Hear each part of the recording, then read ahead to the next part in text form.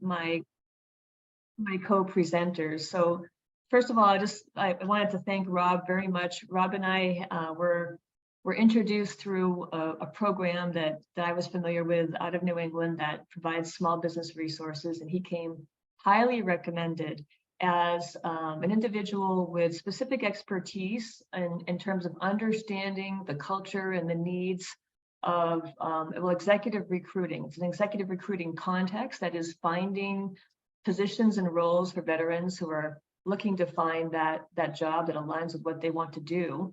And Rob is basically an expert in setting up these programs for large companies, and he runs a number of programs around the country that are all focused on helping you find your right position in a large company or small, all different shapes and sizes. And so when I heard about Rob's background, I thought I would love to work with you on producing some content for this audience that has to do with, if you have an idea, early stage companies just launching your business, or if you have an existing company, would also be delighted to share with you resources and strategies that I've used over the years, and others in my network have used to help you grow and be efficient and grow as quickly as possible. My whole sort of mantra is accelerate. How can we do things in the most efficient way, streamlined way, and build strategies that really help us grow and create businesses that are thriving and prospering, but also have flexibility. So Rob's bio will come up here in a second on the presentation, but basically, U.S. Marine Corps veteran, been there for 14 years. Lots of specialties, supply, logistics, a warfare specialist, and of course now today a recruiter. Probably his most important job is the father of 3 children. So I can relate to that because based out of New Hampshire, I have 2 children at home with me as well. And I can say it is the one thing that dominates the majority of my time. Try as I might to be efficient. Yeah. And we're also joined by my colleague, Ron Eppen, who we're just recently acquainted, and I'm just so appreciative, Ron, of your time today. Ron is an attorney with Foley Lardner, which is quite a large law firm, national presence in this country. And I've worked with Foley Lardner for many years. Ron's particular area of expertise is in this area of company formation, registration, and understanding all of the considerations around that. So as you go forward and you try and understand how to register your company, what kind of a structure should it be, Ron is the executive that you should be connecting with. And Foley Lardner has massive resources across so many different legal areas. And so thank you, Ron, also for being here today. So with that said, I would like to welcome you all, and we're going to begin, if I can just advance the next slide, Rob. We're going to begin today with talking about choosing your name. Now, some of you might already have a name for a business, but there are actually some specific things you can do before you go down this road. We're just going to touch on that briefly. And then following that, we're going to spend a good chunk of the time talking about what I just mentioned, which is your legal structure. The third part that we'll speak about is all around organizing your finances and making sure that we're very measured about how we manage that. And then we'll conclude with your questions and answers. So Rob, I'm going to turn it over to you. And if I've missed anything, please feel free to improvise and make it work for you. No, that was perfect. Thank you so much for the intros, and thank you so much for everybody for joining today. We're going to make this more of an interactive session instead of death by PowerPoint. So if you have questions throughout this, go ahead and put the little hand up in Zoom or type something in the chat, and we'll get to your questions as they go. That way you're not forgetting it by the time we get to the end, just in case anybody has the memory capacity that I do, where it runs in 15-minute spans. So but getting to the first part of this, of choosing the name, which is going to be one of the most important parts. And for me, it was one of the hardest parts of founding my business and creating that. But at the end of the day, like, this is your baby and we need to give it a name. We have to know what the world is going to call it. So one of the first things that we recommend doing is really brainstorming your ideas and narrowing that down to a few finalists. Think of things that, really gravitate towards your business there, but the name is going to stick with you for a long time. So make sure you're calling it something that you love and that you're not iffy on later. But narrow this down to a few finalists, get some feedback from friends, from family, and especially from prospective customers. But once you narrow down that name, we're going to show some ways that you can actually protect that name at the state level, or even file a trademark that protects you at the federal level as well, as kind of like the step 2 of this. But once that name is locked down, what we recommend doing is first and foremost, figuring out the state that you want to establish in. If you are in your home state, I'm in Massachusetts. However, my company is founded in Delaware, and Ron's going to be sharing some great reasons why Delaware is an optimal state for companies to found in. But you have to do your research and find out what's going to be the best state for you. Different states have different legal advantages that you can take advantage of, and different things depending on where your business is going to adapt to. The easiest and first way to do this is just go to the look at your local Secretary of State website, and they'll have a named kind of finder in there where you can look at the name of your business and make sure that it is not already taken by somebody else. Look at the naming guidelines that are in there as well. If you're establishing a LLC or limited liability corporation, some states, including Delaware, mandate that you have to put LLC at the end. So in Delaware, we're registered as BufferSprings LLC. However, we drop that and kind of have our DBA, or doing business as BufferSprings, out there in the world. What we also recommend is not just looking at the state level, but doing some Google searches, making sure there's not a similar or an identical entity that exists somewhere else or a few states over, especially if you plan on doing business outside of your local state. This is going to be great, key for you if you're looking to operate nationally. So that way there aren't any lines being crossed, or you're not doing all this stuff to generate leads and web traffic and it's going to somebody else's site. So make sure you do your Google search and your due diligence there. And then also check if your domain name is available. So once you've narrowed it down to buffersprings.com or yellowelephants.com, whatever you're going to be calling your business, make sure that those domain names are available. And you can easily do this by going on to Google. Google hosts domains for as cheap as $12 a year, and that locks down and protects your website, even if you're not ready to establish that yet. There's other sites like GoDaddy and a few others in there, but you have to check up what's going to make the most sense for you.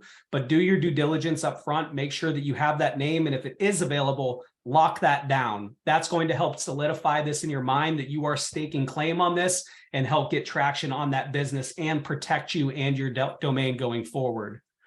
So some different key points on here is to make it memorable. Make it easy to spell, no weird punctuation or unusual spellings of common words. That makes it so it's harder to actually find you. Your name for your business should not look like a typo. So don't replace S's with Z's and other things that are out there. You're only going to confuse your actual consumers. Although it may look cool, nobody's going to actually see it when it looks cool if it's too confusing to find. Also, how does your name stand out from a crowd? Like, there are so many names, so many businesses out there, but how does it resonate? How does it stand out? For me specifically with BufferSprings, I didn't want to be another Hire Vets or Vets Recruit or whatever else that's in the space. I wanted to distinguish and be different. Everyone else in my space has red, white, and blue flags and logos all over theirs, or camouflage stuff. I decided to go with purple because nobody else is doing purple in our space, and I wanted to differentiate. After you've locked that down, though, say your name out loud. Say it on calls. Say it to friends. See how it resonates with you when you hear it in your ears. See if it evokes an emotional response. Write it down on paper. Send an email to yourself and see how it looks and feels to make sure that you are going to really lock in with this. And when you're doing that too, make it meaningful. Make it a name that conveys something about your business or your market or draws people in. One letter of caution that I'll give you, we think of brands out there and iconic brands like Google and Yahoo, which are cool, but think of the amount of time and effort and money that it takes to actually brand a jargonized word that doesn't actually exist. So if you're venture backed or have a big war chest of money, like that may be a good way to get this new word out there, but be cautious of that out of the gate because it does take time and does take a lot of work to actually turn that brand into a brand. Also, make sure that your brand or that your name showcases your purpose of what you do. Make it evident and almost punch in the face obvious to your consumers and other people in your space as to what your actual business is a part of.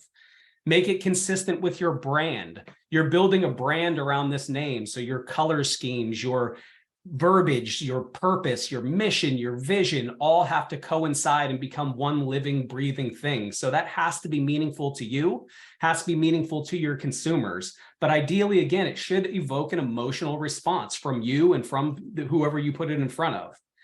Make it original. Do not try to sound just like a competitor or the next thing there. You're going to be better than that. You're going to take over market. We have the best intentions for your organization. Don't try to sound like somebody else and just sound like vanilla and get lost in that sea of white noise that's already in the industry that you're penetrating there. But don't look too much like a competitor. And then the other thing is just make it growth proof. If you're a startup now and it's just you and you're starting out, think of yourself a year down the line. 2 years, 5 years, 20 years down the line of what you want this name to be, and make it adaptable. That's going to change with the business.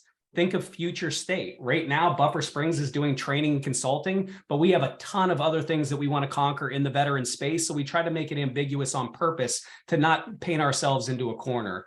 And think of other companies that are out there. I mean, one of the best examples of this is Amazon. Instead of them becoming onlinebooks.com or something else like they started off as, they went with Amazon that has everything in there, and they were able to expand and take over basically our entire lives in doing that. So think that kind of strategy. And Chris, I'll pass the mic back over to you. I know you have some things of, obviously launch mechanic, it's punch in the face obvious. You are the mechanic helping us launch businesses. Tell us a little bit more about your name picking and anything else you want to add on to this topic.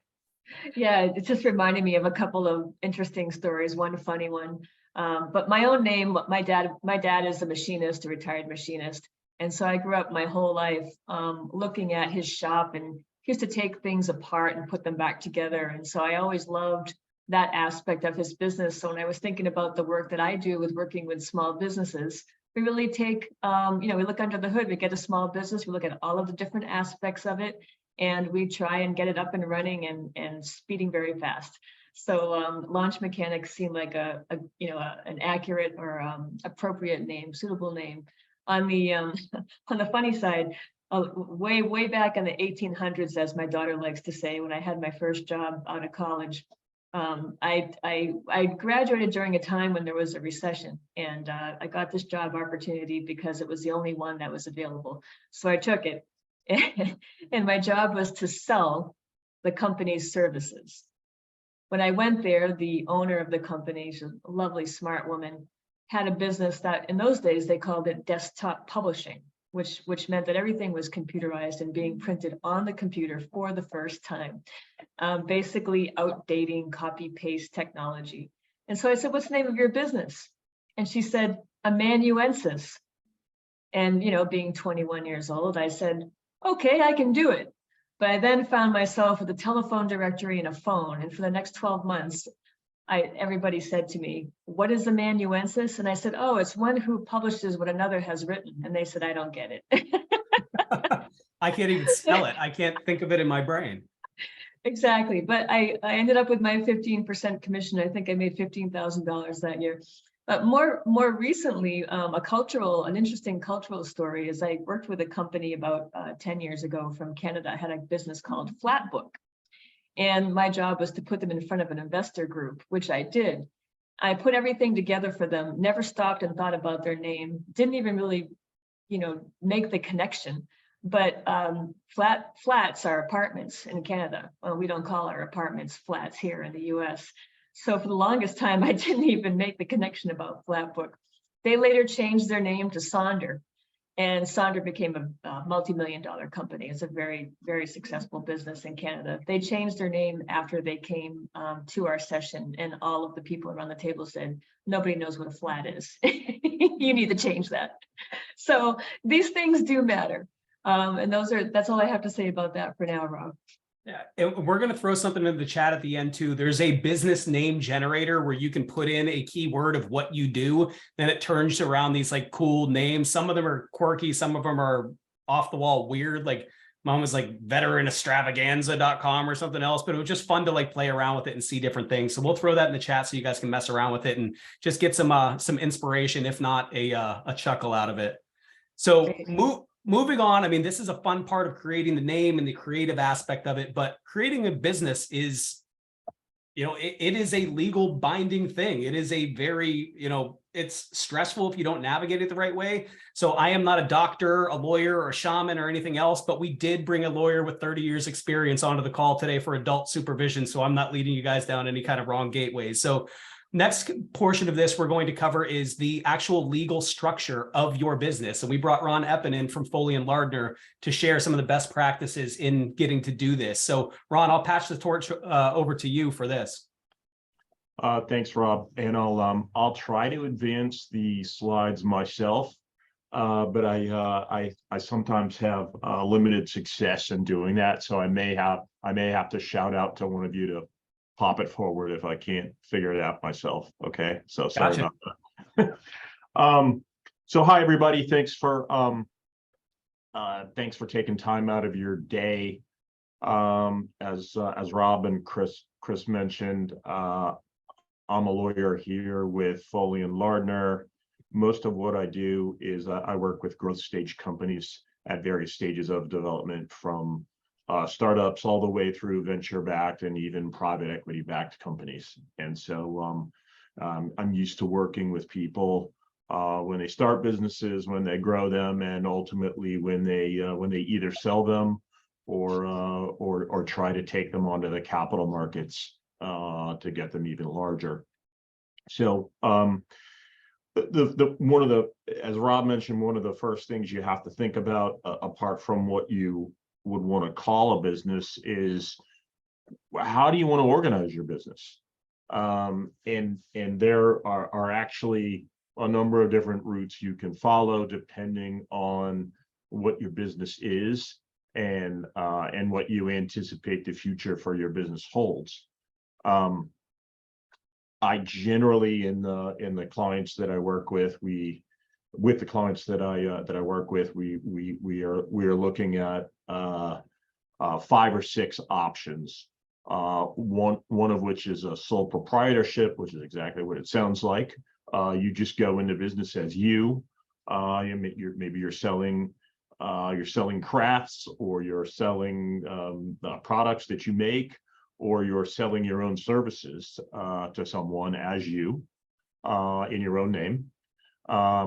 There are also partnerships, limited liability companies, nonprofit corporations, which are entities that are organized specifically for charitable or public good purposes that do not make a profit, exactly like it sounds.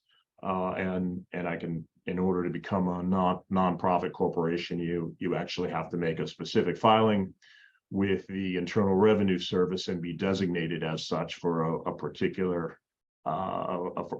charitable purpose. And then there are also 2 different types of corporations that most business folks look at: C corporation or S corporation. And I'll say a few words about what the difference is between those. So let me just talk a little bit about sole proprietorship. What being a sole proprietorship means, as I said, is you're in business as yourself. But what it also means is that every obligation of the business that you incur as a sole proprietorship is an obligation that you are incurring personally. So anything that you might owe to vendors, any performance obligation that you might have under a contract, anything that might happen, good or bad, as part of that business, you own it personally, and your personal assets, all of them, are potentially on the hook to back up anything that goes on with that business. And so, this won't be a surprise. My advice to clients is, if you are engaging in business of in any way other than a few sort of one-off things where you maybe make a few side bucks, knitting socks or something like that, you are going to want to organize your business as some sort of an entity. And of course, the primary reason to be an entity is that you limit your own legal liability for the obligations of the business. And that's very important. It's very important because, once you can do everything right, and still have something go sideways in a relationship with a customer or a vendor. and find yourself getting sued. And it's just generally not a good idea to be involved in a significant volume of business where you're selling products or services, and potentially having your house or your bank account or other things that you've worked hard your entire life to gain be exposed. And so that's why being an entity where your not only your conduct in the marketplace, but also any financial obligations that you might have to pay rent, pay suppliers. So all of those things are limited to the entity itself. Now you'll probably find as a small business that in a lot of things, particularly where you're trying to get small business loans or financing from a bank, you're not going to be able to entirely limit your liability to the entity. Almost every bank that I've ever worked with, when in the context of really small startups and small businesses, they require a guarantee from the principal owner. But even still, it makes sense to be an entity for all of the other types of limitation of liability. So, what type of entity should you be? Well, if you are going to be primarily in business for yourself or as a family-owned business, and you're not going to need to raise outside money from investors or partners, most of the time it makes sense to organize yourself as either a partnership or an S corporation. Might even make sense to be a limited liability company as well. As you probably know, that the difference between those three things, partnership, a limited liability company, S corporation, and a C corporation, is that the first three are what we call pass-throughs. That means for tax purposes, the government treats them as if they are not there. Whereas a C corporation is a taxable entity that must pay income on its own, on anything that it makes, before it then distributes any income out to its shareholders. So, being a pass-through has a lot of advantages, and gives you a lot of flexibility, but it's not typically the right move for a company that is going to raise a significant amount of investment from other people, and it's not typically the right type of organization for a company that is going to undergo rapid growth or expected to undergo rapid growth, and where all the proceeds from the business are going to be reinvested back into the business in order to spur growth. And if you take a step back, that makes sense. It doesn't matter if the entity itself is taxable if it's not likely going to actually be making any money for a long time. This is almost always the case with companies that are developing technologies that require a lot of R&D expense in order to get them on the market. So, the taxability of the corporation is not all that important. And in fact, there are some tax advantages to having a corporate structure if you're not profitable, and that the losses that the corporation incurs as it's developing products can be basically put in the bank and used to defer income taxes at a future point in time. But if you are a service business, if you expect to be making money from your business that you will then be distributing out to yourself and other shareholders on an annual basis, almost always it makes sense to be a pass-through type of an entity, one of those three. So an S corporation is what it sounds like. It's a corporation that is designated as a pass-through. A limited liability company is essentially a partnership that is organized under the various state limited liability company acts, And a partnership is exactly what it sounds like. It's an entity that involves two or more people who have an ownership stake in it, and the terms of that ownership are usually governed by a partnership agreement. So most entities that are seeking outside investor capital will incorporate in Delaware. And the reason for that is that the Delaware corporate law is very well understood and very well developed. It has been that way for over 100 years. And the corporate laws of the various other 50 states have a fair number of eccentricities built into them that a lot of investors don't like. So it's sort of a universally understood corporate code in Delaware.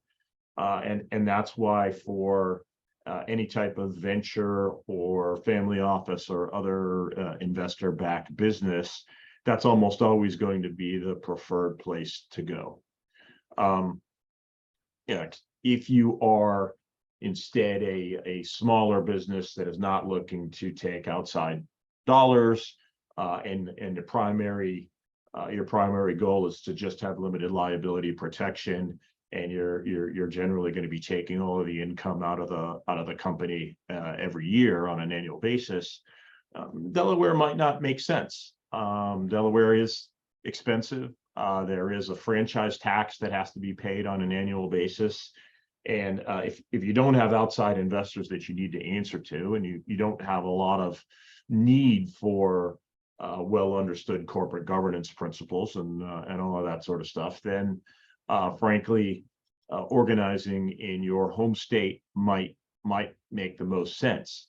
The other states tend to be cheaper, tend to have less paperwork that you have to file, and almost always when you incorporate in Delaware, if you are actually doing business in another state, you then have to also file a qualification paper that will or a qualification statement as an outside incorporated entity to actually do business in your home state. So it can be more just more paperwork that you need to file. So Wyoming as a potential a place to register your company or incorporate? yeah, I do. Well, yeah, Wyoming and Nevada as well have also become popular places for corporations, national corporations to incorporate. Wyoming is actually cheaper than Delaware. Wyoming has in particular become a very popular place for California businesses to incorporate. I think for a couple of reasons. The California corporate statute is notoriously difficult to deal with. And it's also expensive and has pretty onerous franchise taxes. And so I think a lot of people who otherwise would have incorporated in California have gravitated toward both Wyoming and Nevada as incorporation jurisdictions. I do think when it comes to venture-backed businesses, both of those states have a long way to go to displacing Delaware as the preferred location, simply because of the history and the developed case law and the well-developed regulations and all that are behind it. But I have noticed an increase in both Wyoming and Nevada organized businesses over the last five plus years. Rob, you had a question also as to what I think it was whether you can incorporate in one state and then move to another. Yes. In the short answer to that is yes. Most often, companies that incorporate in one state, when if they want to change their incorporation to another, now oftentimes the most often scenario I see, and that is someone who will organize in their home state, wherever it is, and then they end up in a position where they need to raise some outside money, and the outside investors are not comfortable with the jurisdiction that they're organized in and want them to instead be a Delaware entity. And that's a fairly common change, and it can be done in two ways. There are two legal ways to accomplish that. One is a conversion, where you convert from an entity organized in one state to a corporation organized in Delaware. Probably the more common way to do it and the simpler way to do it is what's called a migratory merger, where you just do a very simple, you create a new Delaware company, and then you merge the old company right into it and mirror the ownership structure and everything else. And that's done quite often. Great, perfect. Thank you, Ron. Sure. So few quick words about how you go about doing all of this. So you'll make your determination of what type of entity you want to select. What, as I said, based on whether you're going to have investors, whether you're going to be taking money out of the company every year, or whether you're going to be reinvesting it, what your growth expectations are. So all of those things will play into what type of an entity you should choose. And I would advise you, always these things. There's a lot of nuance to some of this stuff. So it's just like always reach out to somebody who's done this before and get their thoughts, because if you pick the wrong type of entity out of the gate, you can cost yourself a lot of money, taxes or otherwise. So you want to ideally you want to preserve maximum flexibility, so that the real world is an unpredictable place, and a lot of businesses have to pivot. You have to pivot as to what the strategy is, what the expectation is. So you want to set yourself up in a way that you're both set up for what you expect, and you have the flexibility to make a pivot in another direction if the unexpected happens. So the steps of setting up are pretty straightforward. You will incorporate or organize the entity, and that's a simple matter of filing either a certificate of incorporation or a certificate of formation or a certificate of limited partnership. Sort of depends what type of entity you choose, at the Secretary of State's office of the jurisdiction that you're organizing in. If you are organizing as a corporation, you will have to appoint a board of directors, and you can have just one person be the board of directors. You also have to, most states require an appointment of officers as well. 3 statutory officers, a president, a treasurer, and a secretary are usually required. Again, one person can fill all of those offices, and that one person can be the same person who's the sole director. If you organize as a limited liability company, limited liability companies can either be managed by the members of the company, or they can also designate a board of directors in the same way that a corporation does. You'll need to open a bank account, and regardless of what type of entity you are, that will involve having to file form SS4 or similar with the Internal Revenue Service. This is basically a document that assigns a federal employer ID number to your entity. It's like a social security number for a business. It's how the federal government makes sure you're paying your taxes. And now the states also track payment of franchise taxes and the like. And you will absolutely need that in order to open a bank account in the name of a business, in the name of the business. And Rob is going to cover in a few minutes why it's important to have a bank account in the name of a business and not just channel everything through your own personal banking.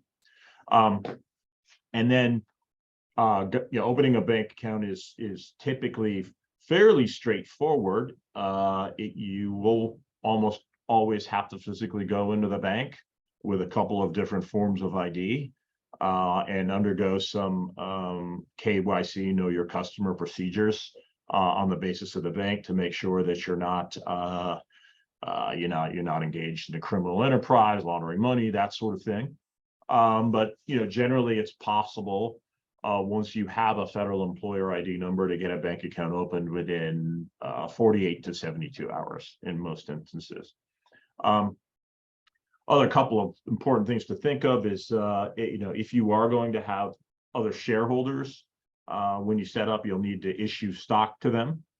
And that's typically something that the board of directors does in its initial board action, is determine who gets how many shares of the company and what, if any, purchase price they have to pay for that stock. When stock is issued, you have to make sure that people pay at least par value for it. But since par value is oftentimes a penny or a tenth of a penny or a hundredth of a penny per share, that's usually not a particularly onerous obligation for a startup, but it is an important administrative step to make sure that people do actually pay for their shares.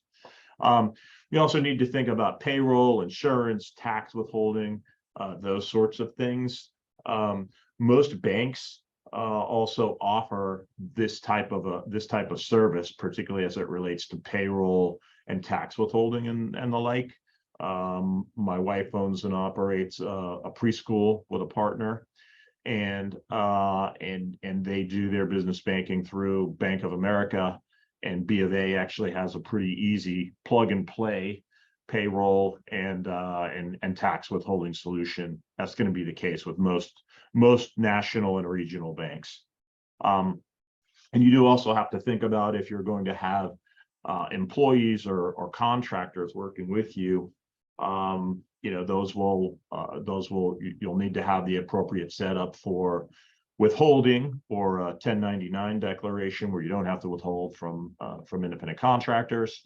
And you do also, if you're going to have people working with you, I can't stress this enough, how important it is. You need to have some basic agreements in place to protect yourself. Those should typically be, if you've got proprietary business,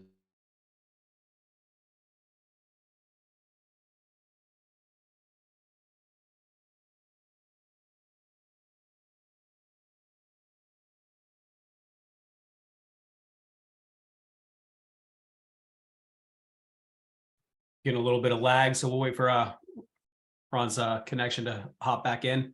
If you have questions, make sure you're putting them into the chat. You have free legal advice on the call today, so make sure that you're taking advantage of it. I mean, this is all the stuff that I racked my brain against and had to read different articles and everything else because I wasn't able to afford a lawyer when first establishing my business. So make sure you guys are asking questions in the chat here as well, as he's getting plugged back on. While we're waiting for Ron to come back, I'll just mention that the last point he made around business and personal finances is so important, because I've started a number of businesses throughout my career, and there are certainly points in time where everything was flowing into the same account, and I said to myself, oh, I'll just sort it out later. There's really no reason to do that anymore with all of the software and tools that we have available to us.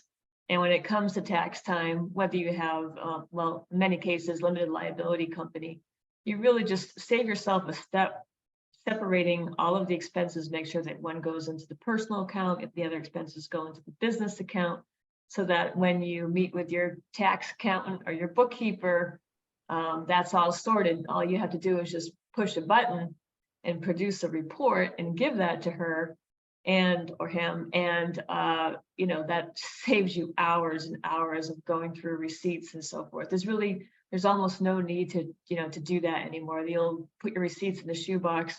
I mean, we all do it, but everything's electronic, so you can actually generate those reports in some cases from your bank account, and also from invoicing software, bookkeeping software, whether it's QuickBooks or FreshBooks, and a number of others. So so to take the time to do that, especially when it comes to tax time, you just need to reduce your heartburn and your heartache. A little bit of planning on the front end can save you a lot of heartache at the back end. And as Ron's getting back on, he's going to share some more legal advice on the establishing, but we'll jump right into the further portions of this, because everything kind of connects hand in hand. So The next portion of this is setting up your employer identification number, or your EIN, or also known as your tax ID number. What this is basically the social security number for your business. So once you've established your name, you've set up in the state, this is something that you have to file kind of simultaneously in those beginning steps of establishing and laying the foundation of the business. Easiest way to do this, simply go to irs.gov/business. You're going to see that employer ID number icon on there. You're going to click on that, and that's going to launch you directly into the application process here. There's some different things that you may need to know that are listed on there. You'll need to have the state that you established in. You'll have to have like your business ID number from that respective state. But it's a pretty easy application process. There are services that do this. I went through one based out of Delaware where I founded my company that actually filed this with my state filing at the same time and did it for me. And I think they charged me like $78 to do it. So you can either go through it yourself. I myself don't like trying to navigate through IRS jargon and website stuff. It's not my forte. So I'd rather leave that to the experts and pay a little chunk of change to be able to do that, but relatively easy process on here. So simply go to irs.gov/businesses and go down that rabbit hole. To Chris's earlier point, so let's talk about financial separation, because this is going to be a key element to your business. This is you drawing a line, or basically building a wall between yourself, your business, your family, everything that you built, everything that you love, your home, your boat, whatever you have out there, to make sure that that's not getting mixed in with the business. We all have great intentions. We want to do great things, but sometimes people get sued. Sometimes shit hits the fan, which we're used to as veterans. And this is a way to protect yourself in that process. So upon that financial separation, once you've established your business entity, you filed your tax ID number, your EIN that we just covered, it's important that you separate yourself. And this protects your assets. This protects your personal credit as well. Instead of, that credit score you've worked on and been told about your entire life, now you can actually separate that credit from the business's credit. So this keeps the integrity of your corporate shield that you're putting up in whatever entity that you're setting up.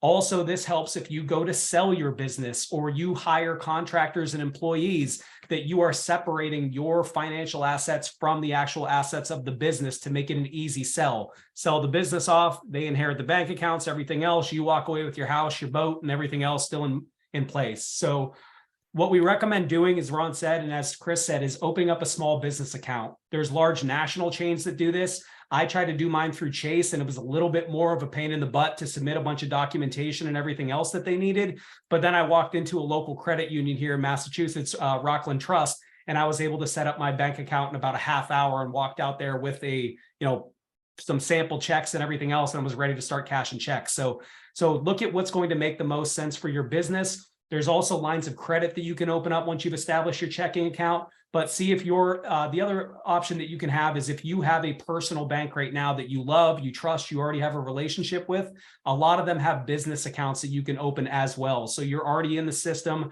You can cut down on some paperwork and just open up 2 different accounts, but have that same kind of vision and 1,000-foot overview of your personal and your business finances.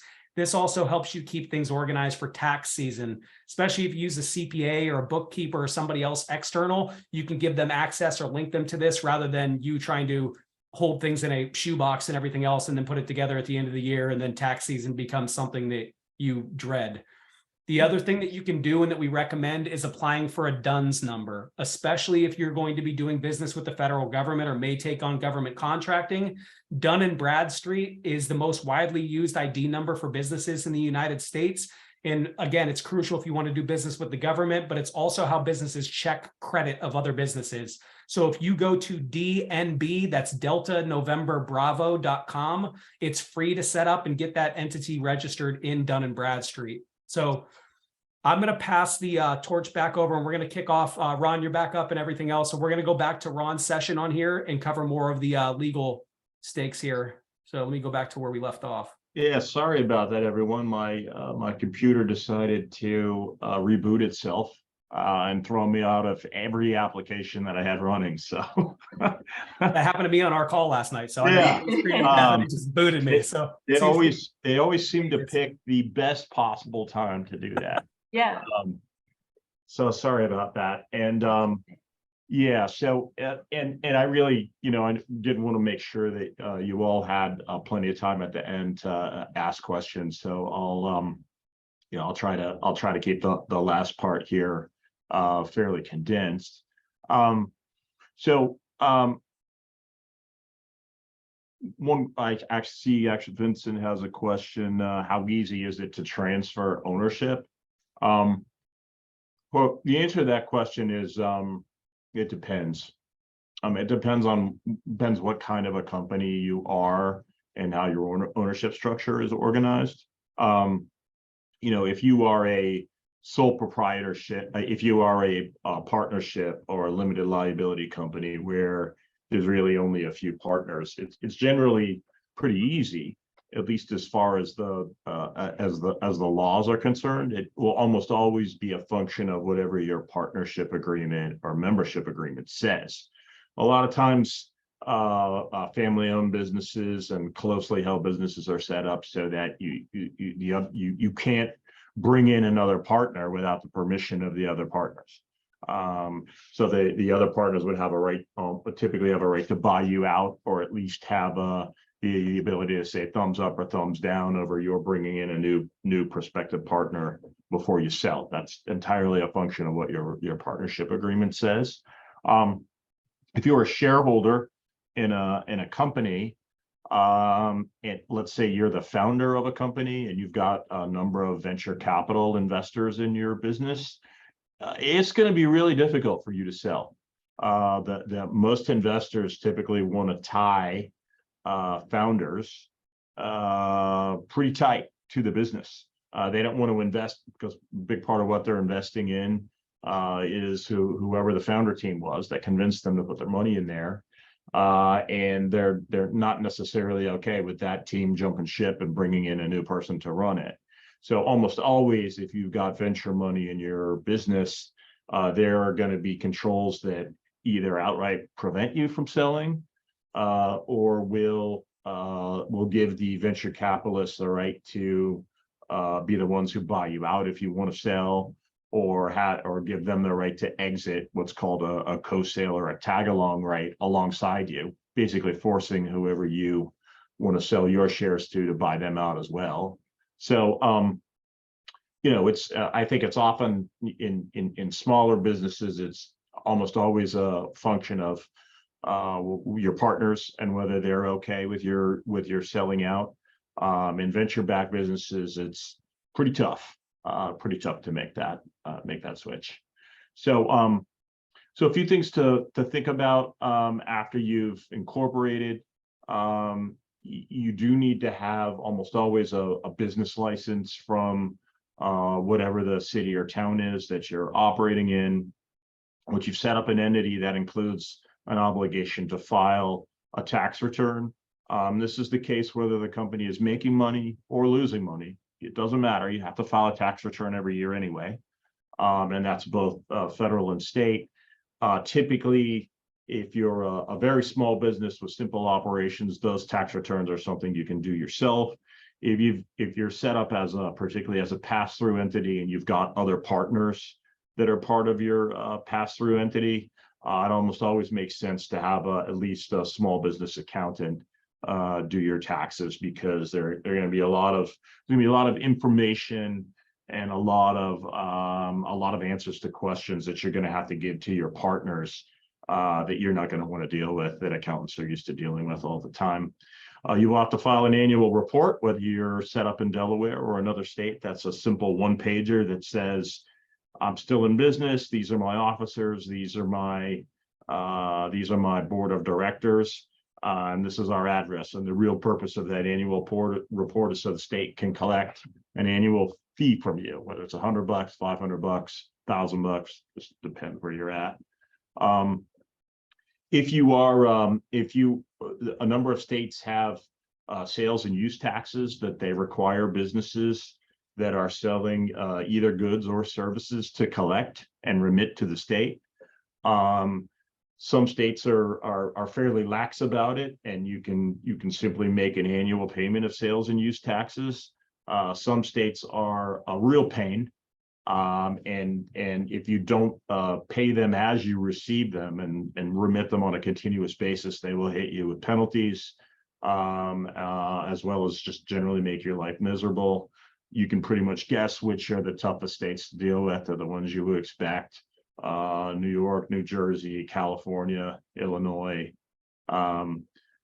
Pretty sales and use taxes in those states are pretty difficult to deal with. So get some advice or consultation with someone who knows how to get you set up to take care of that. And then, so I think, just a few words about ownership and governance, and then I'll open it up to questions for all of us. When you set up any type of entity, and especially a corporation, you have to have a board of directors, as I mentioned, and that can be just one person. And the job of the board of directors is to direct the company, provide oversight of the company's officers, acting in the best interests of shareholders. And that means each director has what's called a fiduciary obligation to act at all times in the best interests of everyone who is a shareholder in the company, not just themselves, not just their family members, but everyone. And so that doesn't mean that they can't make tough decisions, that don't, and it doesn't necessarily mean that they have to be right all the time. But it does mean that their motivations and their actions have to be in what they believe honestly to be the best interest of all the shareholders of the company. And where directors can get themselves into trouble, and it happens all the time, even in small businesses and businesses with just a few other shareholders, is when they engage in self-dealing, i.e., contracts or doing business with other companies that they own or control, or that their family members own or control. That it's not necessarily a no-no, but you got to be really careful, because that can get you into significant trouble. So really self-dealing is the number one issue that directors need to be careful about. Officers, of course, are the people who run the company under the direction of the board of directors. Board of directors has within its authority the right to replace officers at its leisure. Some officers also owe a fiduciary obligation to shareholders, in particular the president or the chief executive officer. So I think I've covered the basics of incorporation here, and I want to give folks a chance to ask questions as they wish. Thanks, Ron. I just want to ask Rob if he could scroll to the back end of the deck, since we're getting a little short on time. And I wanted to mention to everybody that we have a recording of this. And also at the end of the 3 sessions, we're going to be providing a playbook, which really will have all of these links, all of these resources, contact information for Rob, myself, and Ron. And also wanted to mention that Foley Lardner, at least for my part, for the last 10, 15 years, has provided so much support for small business programs that I ran in the Boston area, that I can't tell you what a great community partner they are. And all of the attorneys that I've worked with there have been just phenomenal. So we'll definitely provide you with Ron's contact information, so you could reach out directly should you have any questions or any kind of advice or pathways forward that you need. And I also wanted to mention very briefly that this session is actually sponsored by Verizon's Small Business Digital Ready program. And what that is, it's an online platform with basically free content for small businesses like all of you on the call today. All you really need to do is sign up. There's a registration link in the chat box. You have to sign up. It does take a few minutes. I'll give you full disclosure. Rob and I are constantly helping people sign up because there's a few little technological hurdles. And if you're anything like me and Rob, we get frustrated quickly. So hopefully you'll take the time to look at that. You'll get a little confirmation in your inbox to go ahead and confirm that it's you.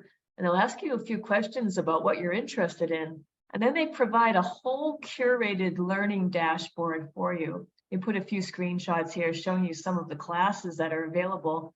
One which is very relevant today and to what Ron's been talking about, which is a guide to selecting legal structures. It's all top shelf content. There's also a complete coaching portal as well. So I really encourage you to go ahead and register for that platform. It really helps us a lot because then we can continue to offer programs like this. The more people that get on there and register, the bigger the community is. There's 100,000 people right now on the Verizon platform. And there's also grant opportunities for those of you that are interested in looking at grants. So you take classes and that unlocks the grant incentives. Did I miss anything, Rob? I mean, the only other thing that I really love about that platform is you're mingling with other businesses, but on this form right here, you can actually submit for one-on-one mentorship. So if you have things that are more pertinent, where this is more generalized information, if you have things that are more pertinent for your business specifically, they'll connect you with an expert that has experience in that field and can guide you through the process and have a whole slew of different people.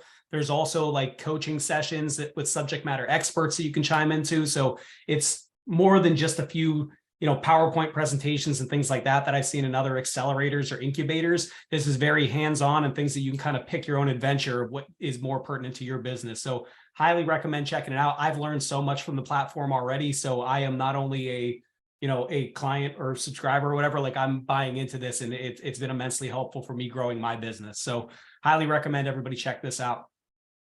Right. And if you have questions following this session, I think we're just about at the top of the hour and I want to respect everybody's time. Please go ahead and send them directly to Rob or myself if you like. Maybe Rob, you could just type in your email address into the chat box. Everybody has it. It's also in the presentation. But we can put you in touch with Ron, and I'm sure he'd be happy to follow up with any of your specific questions about your business. And I'd also like to invite you to join us on November the 16th for the third session, which is the end of the spring launch series for this fall. And that particular session is going to focus on sales and how to acquire customers. I think it'll be a lot of fun, and we especially would love to get you back along with the first group. One last reminder is that we'll be running an accelerated program beginning in January. So there'll be more details about that coming soon. Yeah. Anything else, Rob, that I missed? I mean, just for the next session, sales is going to be crucial to your business, as we covered in the last session. Like if you don't make sales, like you don't have a business, you have a hobby. We're actually going to be going through like crawl, walk, and run, and the fundamentals of sales and the structure of that, and then how to go out there and acquire your first client, then your first 10 clients. So this is going to be really putting the rubber to the road. So looking forward to having you guys join us for next week. And a final thank you to Ron. Thanks so much, Ron. It's a pleasure getting to know you and listen to you present today. The content is just top level, and it's so critical for these businesses on the call to understand where to start. So thank you very much. Happy to help. Thanks, everybody. Thanks for having me. All right. Bye for now. Signing off. Awesome. Thank you all so much for joining us. Have a great day. Ron and Chris, thank you again. Thank you.